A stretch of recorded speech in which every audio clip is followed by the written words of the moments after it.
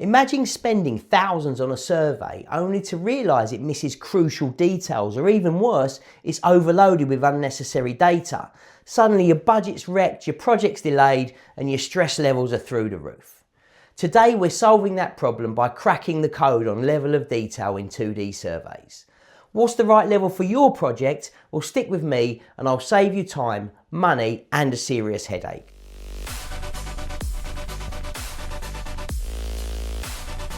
Let's be real here, surveys aren't just pretty drawings, they're the foundation of your project.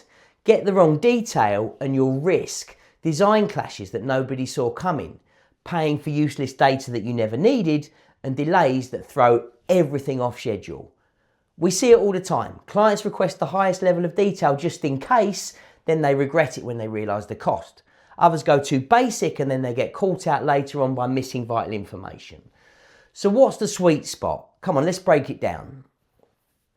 LOD is your survey's information dial. Crank it up and you'll get extreme detail. Dial it down and you'll save money. The trick is knowing how much to use the dial. LOD2 is good enough for planning. LOD3 is detailed enough for architectural design and construction. And LOD4 is precision for heritage and structural investigation. Think of LOD like buying a suit. You've got three options. LOD2 is like buying off the shelf. It's basic, it fits most people and it gets the job done. It's quick and cost effective but lacks finer detailing. LOD3 is more like a tailored suit. It fits well, it has custom adjustments. It's designed to match your needs. Perfect for most projects without unnecessary extras. LOD4 is fully bespoke, handmade suit. Every measurement is exact down to stitching, fabric choice and all the details. It's essential for high-end events but would be overkill for casual wear. The key is don't buy a bespoke suit for an office meeting and you wouldn't wear an off-the-shelf suit for a black tie awards gala. The same applies to surveys. LOD2, 3 or 4 depends on your project's budget and your needs. But before we get too far into this video, I just want to let you know that we've put together a detailed guide to two-dimensional level of detail in measured building surveys. It goes into a lot more detail than this explainer video and you can download it for free and I'll put a link down in the description. If you find it valuable, please give us a thumbs up and consider subscribing. Now, before we get into the different LODs, it's very important to understand the types of 2D drawings that you'll get in a measured building survey. There are three main types. Plans. These are the bird's eye view of each floor, showing walls, doors, windows and major fixtures. It's essential for space planning and layout design. Elevations. Now they're the front, side and rear view of a building. It's used for facade design, refurbishment and planning applications. And then we've got sections. Sections is a vertical cut through a space. It describes the relationship between the spaces and different levels. The position of the section cut line is important as this will need to show the most useful information about the space that is cutting through. Standard sections are simple cut sections presented at LOD3 on the cut line, but detail beyond the cut line can be elevated at varying LOD. Now here's where it gets interesting. LOD isn't just one size fits all across these drawings. A floor plan at LOD might only show basic walls and doors, but LOD4 you're capturing every moulding and skirting board. Similarly, elevations at LOD2 might only show facade and structural openings, where LOD4 includes detailed brick patterns, ornate architectural detail and full window and door fenestrations. Now let's break down what's included at each level, starting with LOD2. LOD2 is your basic roadmap for planning.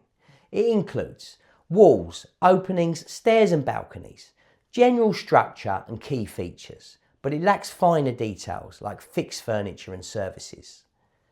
If you're working on early stage design or rights to light surveys, then this is your go-to. It's also your cheapest option. But if you need more precision, then LOD3 is where things get interesting. LOD3 is the industry standard. It's akin to a 1:50 survey.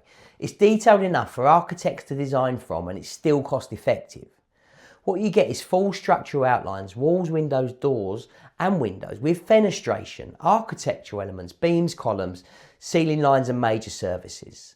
Who needs this? Well, it's good for architects, construction managers, project managers and contractors designing and building because it strikes the perfect balance between detail but not overkill. But if you're dealing with historic buildings, defects or more complex restorations, you'll need LOD4. LOD4 is your microscopic forensic level detail. What's included with LOD4 is individual brick coursing, cornicing and defects, pipes and major services like sockets, switches and radiators, full heritage and conservation grade accuracy.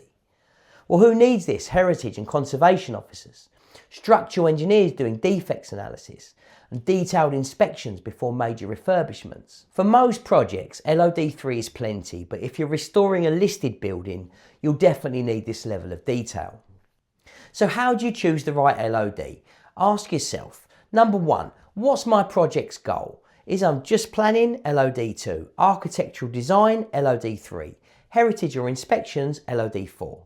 Number two, what's my budget? LOD2, most affordable. LOD4, highest cost but ultimate precision. Number three, do I really need every detail? Over-specifying wastes money, under-specifying causes redesign, delays and potentially missed information. And before we wrap up, let's talk about common mistakes we see here at Spatial Dimensions all the time. Over-specifying LOD4 for a small refurb, that's absolute overkill. Under-specifying LOD2 and then realising later on you need LOD3 or 4 can be an expensive fix. I would always say speak to an expert. If you're unsure, we can guide you through selecting the right LOD for your project to make sure that it's an absolute success. But now you hopefully know exactly how to use the right LOD and avoid costly mistakes. If you need any expert advice, drop us a message at Spatial Dimensions and don't forget to download our full LOD guide in the description below. And if you found this video useful, hit the thumbs up and hit the like button. We're really breaking down every surveying myth and we're trying to save you money and guide you in the right way every week. So thanks again for watching and we'll see you again next time.